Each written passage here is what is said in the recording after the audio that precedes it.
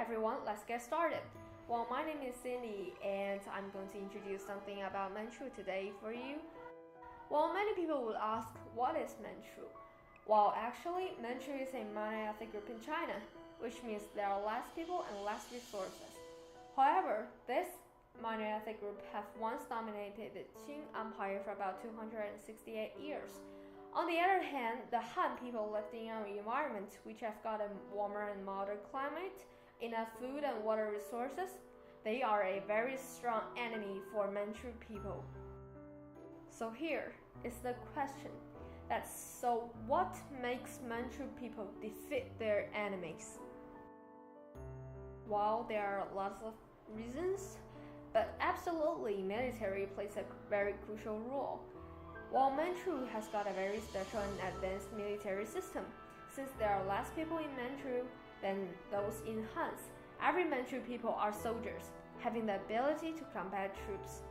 However, during the peaceful period, they may just be an ordinary farmer or worker. Furthermore, all the militias are organized in the 8 banners, which differentiated by colors and first developed by Norhachi. Initially, they are yellow, blue, red, and white. Then it expanded.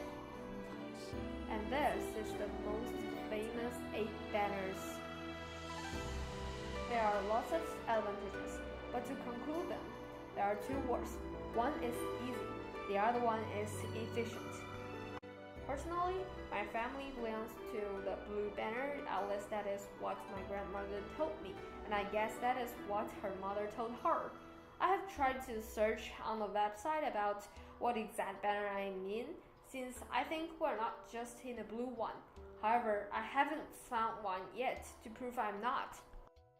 And here are some pictures about Manchu. Those 2 are the mausoleum of Norhachi. And these 2 are the birthplace of Norhachi.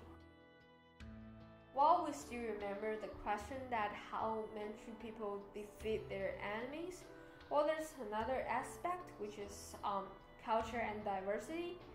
And when I'm asked that how to beat your enemies, what would you say? Absolutely, you say that you need to know your enemies well first. And that's also what Manchu people do in order to dominate the central China. Every minister needs to learn Mandarin and the culture of central China, as well as various traditions. From that on, Manchu people started to read the books that are written by Han and took part in the traditional examinations.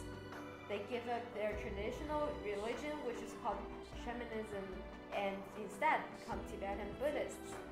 Manchu people also built a famous temple in Beijing, which is called Yonghe Lama Temple. And this is the picture of the Yonghe Lama Temple. While this one shows that Manchu people changed their original religion, the shamanism, into the Tibetan Buddhism. And also, in order to dominate the central China, Manchu people still use the traditional agricultural system instead of the nomadism.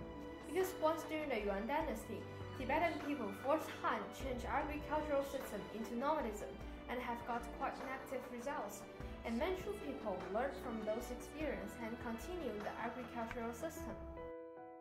And for this one, on the left, it is the traditional agricultural system, and on the right, it is the nomadism. So now we're clear about the question that how Manchu people dominated central China and how they defeat their enemies. Well, how about Manchu today? Well, nowadays we can still easily find the proof of Manchu have dominated the central China, like the architecture, the food, the pictures, the books, dressing, etc. However, almost no one can both speak and read the language of Manchu. It becomes a mystery for us. All those words and letters to most of us are marks, strange marks, that are totally different from Chinese. So what led to this result? Well, as I mentioned above, Manchu people are so willing to learn new things that they absorb all the things they have learned and mixed it with their own culture. As a result, the original one is changing and then lost and forgotten by people. The new culture that is mixed with others finally changed into the Chinese culture nowadays. Secondly, according to the reason above, Manchu people got married with Hans and followed their lives. Nowadays, most Manchu people do not have the pure descent, and they lived in the northeast of China in some tiny village or small autonomous countries. While for dressing, the dressing style of Manchu finally changed into the traditional dressing for women in China and somehow represent our country now.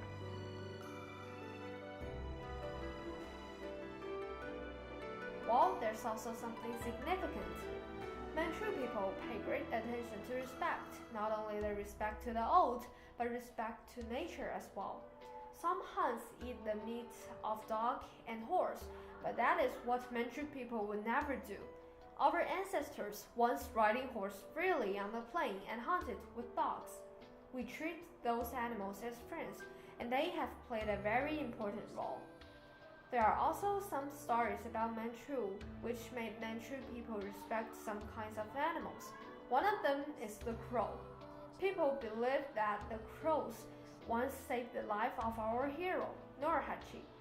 Manchu people will put up a long stick and put a ball of water on the top so that the crows can drink the water easily. What's more, Manchu has its own language, but because Manchu people were so willing to absorb new culture that the language started to be forgotten. A few years ago, the last master who can both read and write this language died, and nowadays seldom people can read it, and none of us can write. The number 24 middle school have tried to hire masters who studied Manchu language and teach the Manchu language class, but in the end, they failed, and this language cannot escape its fate, which is a pity. Furthermore, Manchu people have got very different surnames, which many people find it strange. For example, the surname of my family was once Niu. However, after the Qing Empire gone, we started to change our surname into Han's surname, like Lang and Niu.